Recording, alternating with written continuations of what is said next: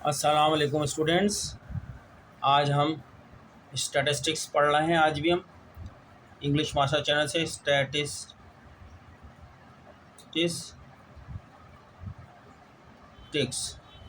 जिसको उर्दू में बोलते हैं शुमारियत। आज हम बाकायदा एग्जामिनेशन पॉइंट ऑफ व्यू से टॉपिक शुरू कर रहे हैं। उसका नाम है मेजर्स,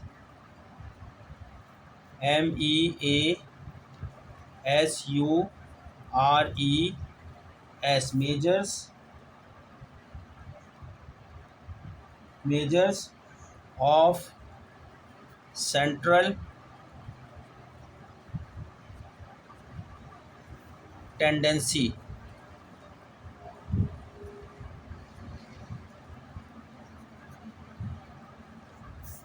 यानी मरकज़ी रुझानात के पैमाने। ये टॉपिक असल में आपका है एवरेज मालूम करने का टॉपिक है। इसके मुख्तलिफ़ तरीके हैं मुख्तलिफ़ एवरेज मालूम करने के लिए। ये आप इसमें हम सीखेंगे एवरेज मालूम करना। नंबर एक, कौन सा तरीके एक सीखेंगे अर्थमेटिक मीन से, एरिथमेटिक मीन से एवरेज मालूम करेंगे। फिर हम सीखेंगे मीडियन से, फिर हम सीखेंगे मोड से। ये तीन से तो हम सीखेंगे, एग्ज़ाम में आते हैं। अगर टाइम मिलेगा तो हम चौथा भी सीख लेंगे, ज्योमेट्रिक मीन भी सीख लेंगे। ज्योमेट्रिक मीन और पांचवें के अंदर रहता है हार्मोनिक मीन। हार्मोनिक मीन माने औसत, एवरेज। मीन बोलते हैं एवरेज को। यहाँ हमने एवरेज मालूम करना सीखना है। अर्थमेटिक मीन से कैसे एवरेज निकालेंगे, किसी दिए हुए डेटा से, मीडियन के ज़रिए से कैसे एवरेज निकालेंगे, मोड के ज़रिए से कैसे एवरेज निकालेंगे, ज्योमेट्रिक मीन से कैसे निकालेंगे, हार्मोनिक मीन से कैसे निकालेंगे। ठीक है, ये हमने सीखना है। इनके फार्मूले होते हैं और एक ग्रुप डेटा का भी ग्रुप डेटा से भी होता है और अनग्रुप डेटा से होता है। दोनों के फार्मूले अलग अलग होते हैं। हम एग्जामिनेशन पॉइंट ऑफ व्यू से सीखेंगे। ठीक है, हवा बहुत चल रही है।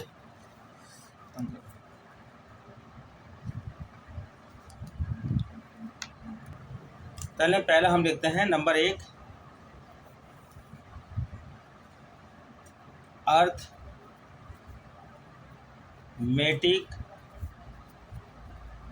मीन। अर्थमेटिक मीन थोड़ा सा इसको डिफाइन कर लेते हैं।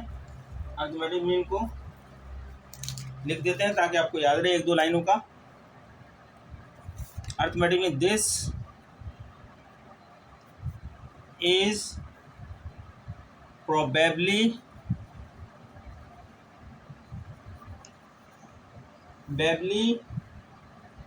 the most commonly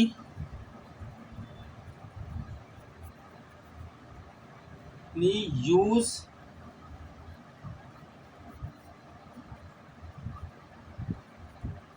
measure, MEASURE, measure because it fulfill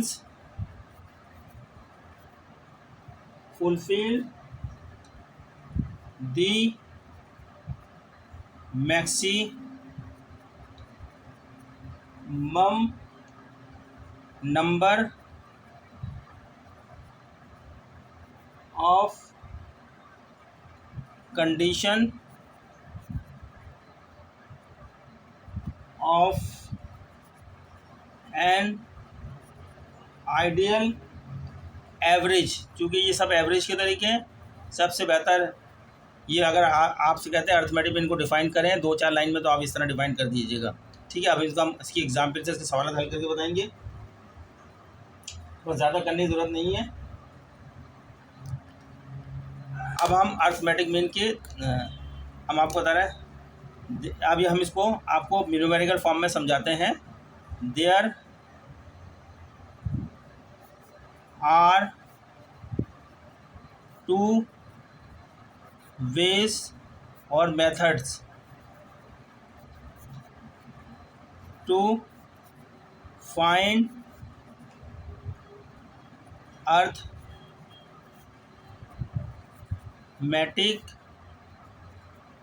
mean.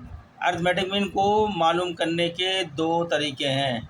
Number एक, अनग्रुप डेटा, जो आपका डेटा होगा वो अनग्रुप नहीं होगा, अनग्रुप डेटा। और दूसरा तरीका है ग्रुप डेटा। अनग्रुप डेटा के अंदर रॉ डेटा भी हो सकता है, ओरिजिनल फॉर्म के अंदर डेटा हो सकता है, और डेटा आपके पास विद फ्रीक्वेंसी भी आ सकता है। ठीक है, यानी एक्स की वैल्यू दे दी जाएगी, साथ में फ्रीक्वेंसी की वैल्यू दी जाएगी, फिर आपसे कहा जाएगा अर्थमेटिक मीन मालूम करें।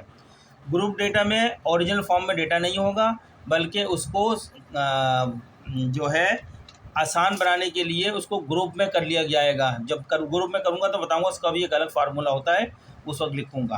ठीक है, तो हम पहले तरीके से करते हैं। नंबर एक, पहले तरीके से अनग्रुप डेटा से अर्थमेटिक मीन कैसे कैलकुलेट होता है वो बताते हैं। अनग्रुप डेटा, एग्ज़ाम में आपको सवाल दे देंगे अनग्रुप डेटा को इस तरीके से। ये आपका है मार्क्स दे दिए, मार्क्स ऑफ स्टूडेंट्स। ठीक है,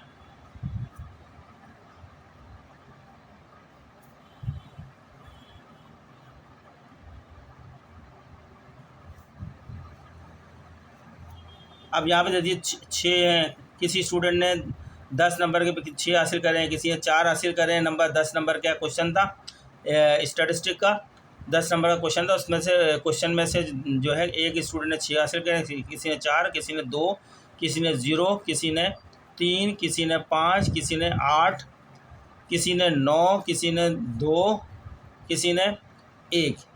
1 2 3 4 5 6 7 8 9 10 स्टूडेंट थे। ये डेटा 10 स्टूडेंट का डेटा है। 10 नंबर के एग्ज़ाम का टेस्ट हुआ था।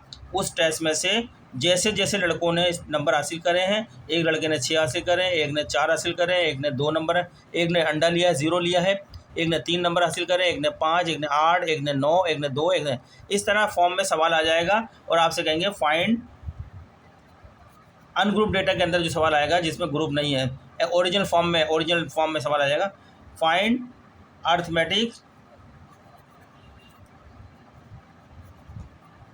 मीन माने एवरेज, औसत, हिसाबी औसत। अर्थमेटिक माने हिसाबी औसत मालूम करें। तो अब इसको हम हल करते हैं। कैसे हल करेंगे, चलें।